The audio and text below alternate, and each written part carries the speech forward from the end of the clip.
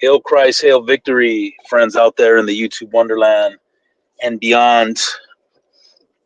So Ted Cruz and Tucker Carlson recently had a dialogue, and I guess it was Tucker Carlson interviewing Ted Cruz, and this went viral because of what's going on with, America, Israel, and Iran.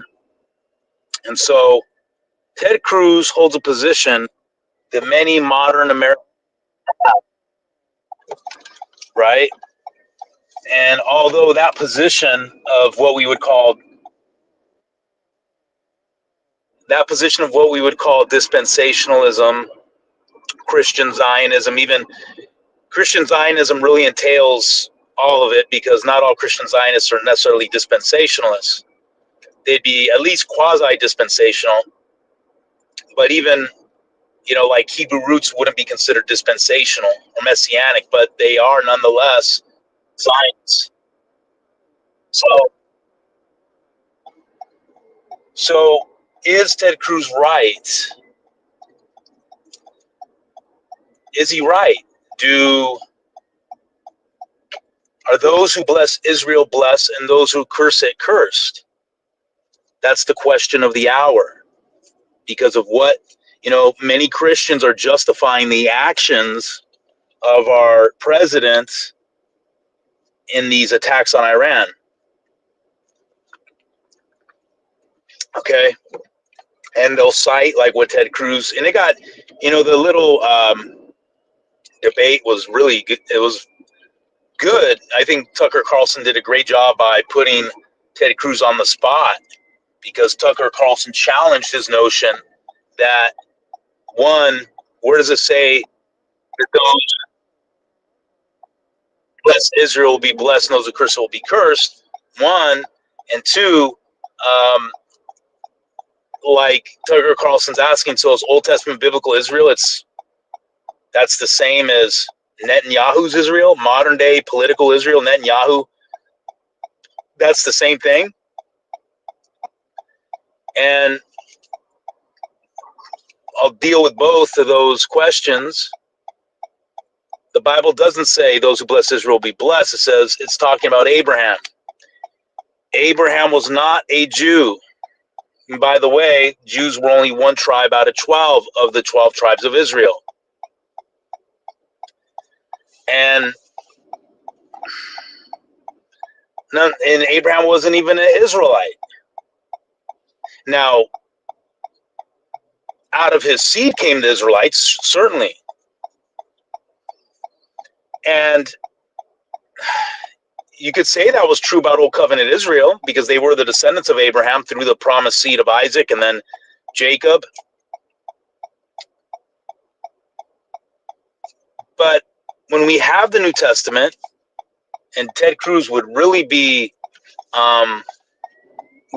do some good for him to read these passages. Galatians 3 shows us that the promised seed of Abraham is Christ Jesus, not the ethnic Israelites. It is Christ Jesus. Okay? Now, it was the Old Covenant Israel. You could say ethnic Israel, I guess. Old Covenant Israel as a nation, that if you bless, you be blessed. If you curse, you be cursed, because they were out of Abraham. They were the anointed, holy seed of Abraham, of God. That is a fact. However, we got the New Testament now. And God divorced national, ethnic Israel. Why? Because the majority, not all, rejected the Christ, the Davidic king, Jesus. They rejected him. And so he divorced them. Jesus even said, the kingdom will be taken from you. He's talking to the Jewish nation, to the Jewish leadership. It will be taken from you and given to a nation that would bear the fruits thereof, Gentiles. which fulfill the promise to Ephraim.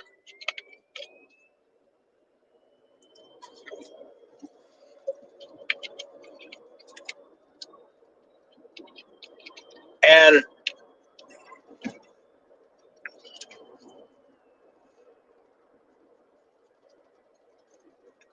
when you see that statement,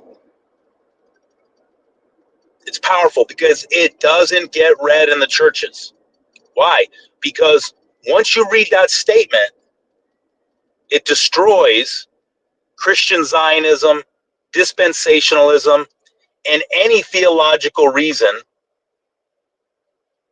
to support national Israel. Any theological reason to support them.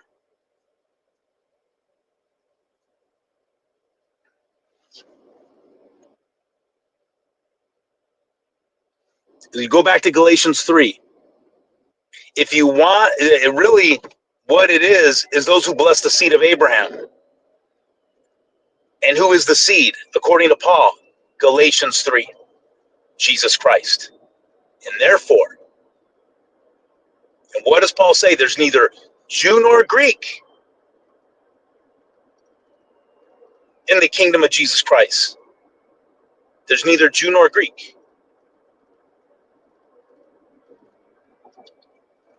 Neither Jew nor Greek.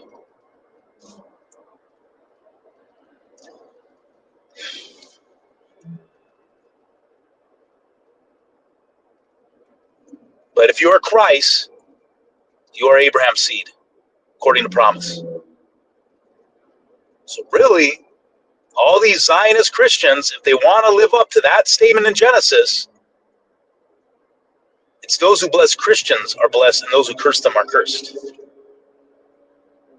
That's a fact, Jack.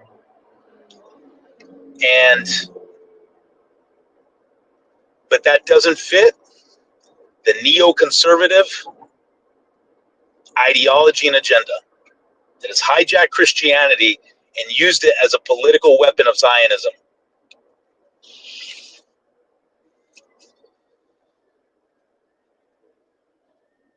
So,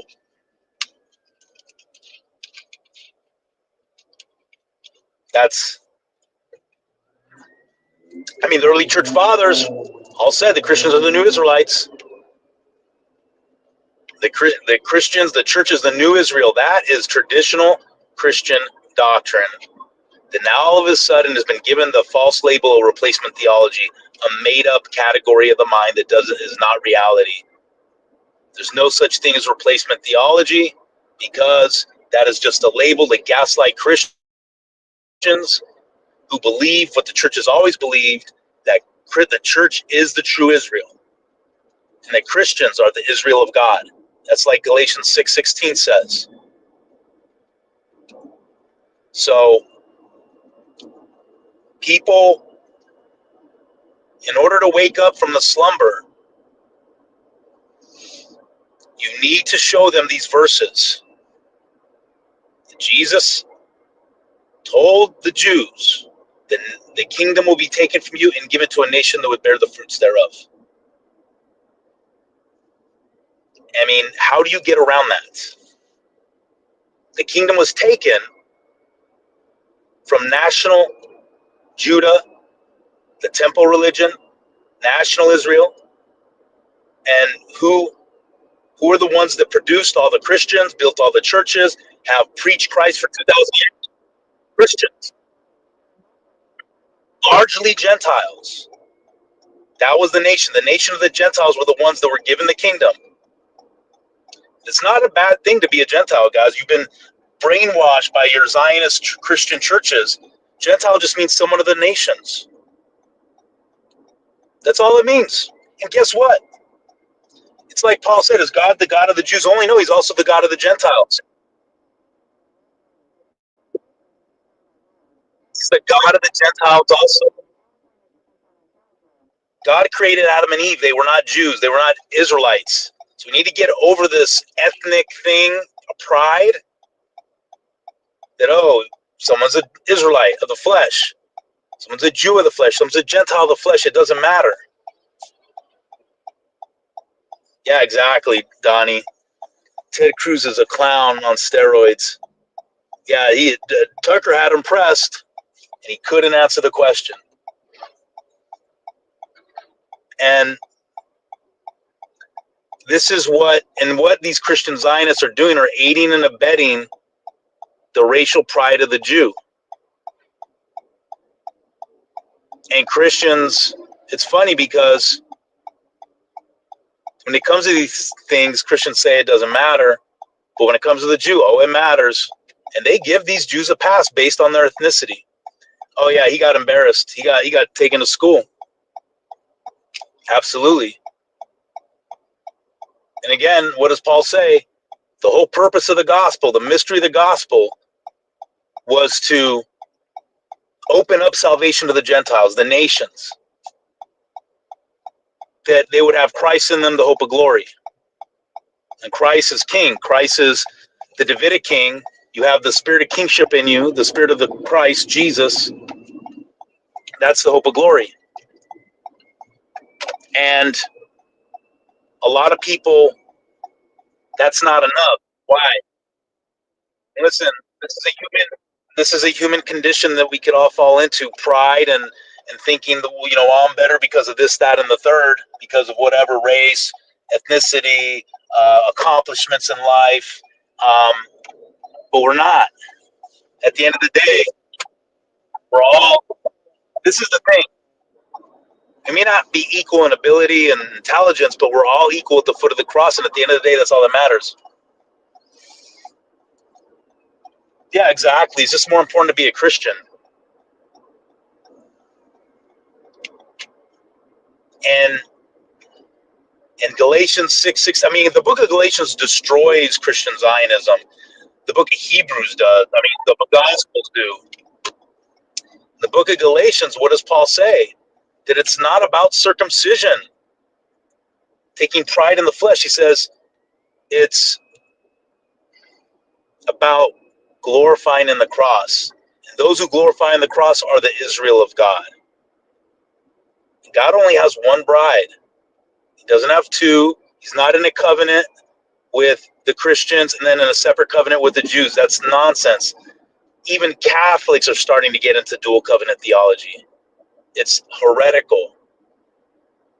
It just goes to show you how much Christianity has bowed to the synagogue of Satan. All forms of it, whether it's Mormonism, whether it's Jehovah's Witnesses, Catholics, Baptist churches.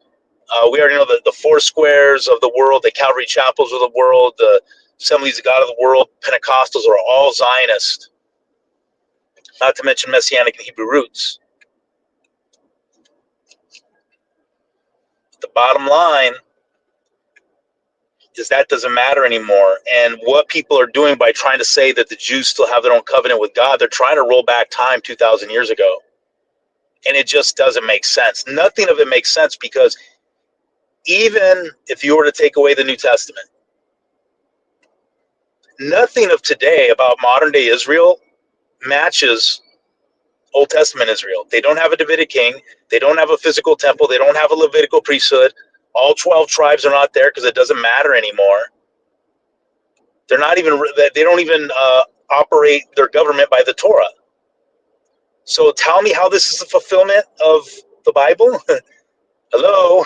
They have, from what I heard, they even have like sodomite pseudo marriage just like America. I'm not positive about that, but that's what I heard. I mean, like, give me a break.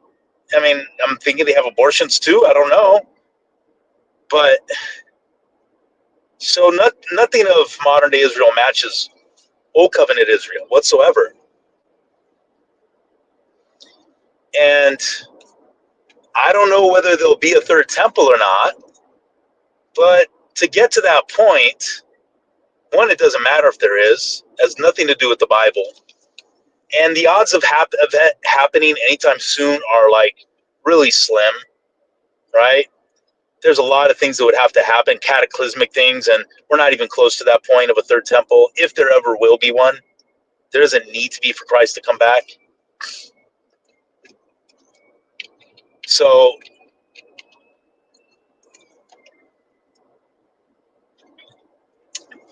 And basically, Ted Cruz is a war pig. He's a neocon war pig. And these Christian Zionists love war. They love war. And listen, I'm not like necessarily an anti-war person. I understand governments have the right to go to war, but when you're a Christian and you're advocating for it, a war that doesn't even have anything to do with your own country, it make sense to me. How you reconcile the teachings of Jesus with that? I mean, Iran hasn't attacked us.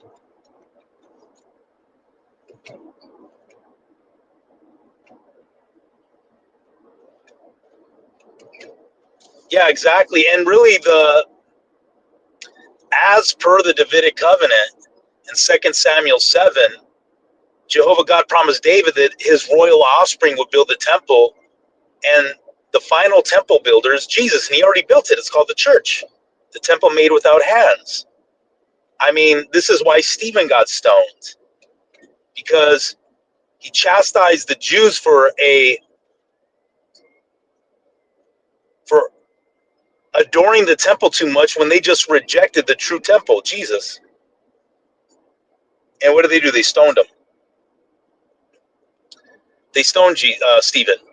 I mean, what Stephen saw Jesus on the throne of David. He says he saw the Son of Man standing on the right hand of the glory of God. That's right hand language. Any right hand language you see about Jesus is regarding Psalm 110:1, which is the fulfillment of the Davidic covenant, of the Davidic royal offspring sitting on the throne of David at the right hand of Jehovah God, which Peter attributed to Jesus' resurrection and ascension, Acts 2:29-31. But in that Davidic covenant, the promise was that David's eternal royal offspring, who is Jesus, that he would build the temple. Zechariah 6:9-15. He would the branch of David would build the temple and be the banner of that temple. And that's Jesus. The temple is the church.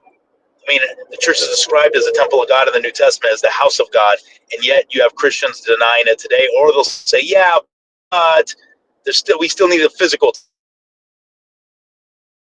God moved on from that program, and I would have, if I was in that interview, and if I was Tucker Carlson, I would have just gave this one verse which destroys any concept of a future millennium, any concept of a future kingdom in earthly Jerusalem, and any concept that earthly Jerusalem matters to God today. I would have threw at him Hebrews 13, 12 and 13. He's talking, the context is earthly Jerusalem, where Jesus suffered without the camp. Therefore, he's encouraging Hebrew Christians, come therefore without the camp, meaning leave your affections for earthly Jerusalem and the temple behind. Forget about it. It's done. And probably there's a warning there regarding AD 70 to leave before the destruction of it. And he says, for we, and he's talking to Israelite Christians, for we have no continuing city here. We seek that which is to come. And we know that's the New Jerusalem from out of heaven. Right there, he says, we have no continuing city here. An Israelite to Israelites. And yet, we're supposed to believe that this is still the Holy Land. I mean, even the Catholic Church still calls it the Holy Land. Like, give me a break. It's not the Holy Land. There's only one Holy Land. And it's a New Jerusalem in heaven. How many people and how many wars have we had over that piece of dirt in the Middle East? It's time to stop. It's time to stop. Now, they're going to have those wars, but they shouldn't be with the support of Christians. Because we know the true Holy Land is in heaven. We know that earthly Jerusalem doesn't matter to God anymore. It's done forever. It's done. But people are gonna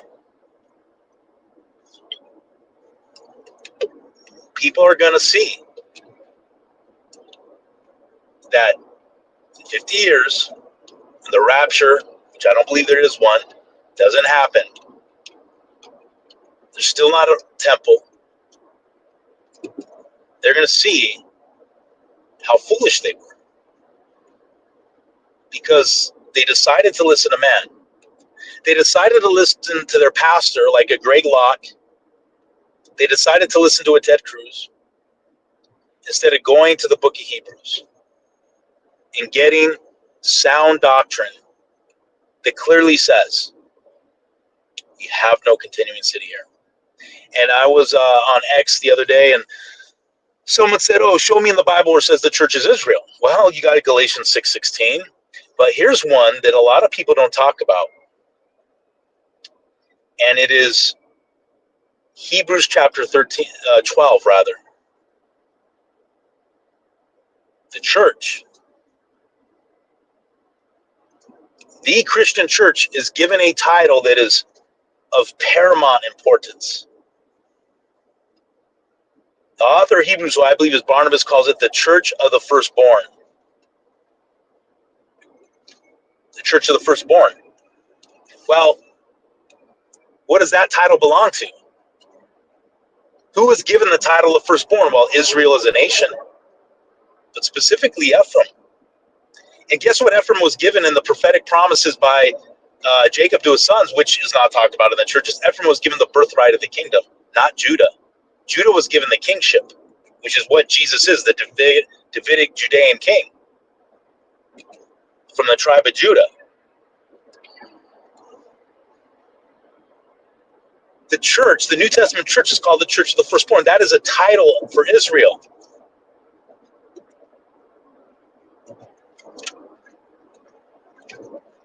And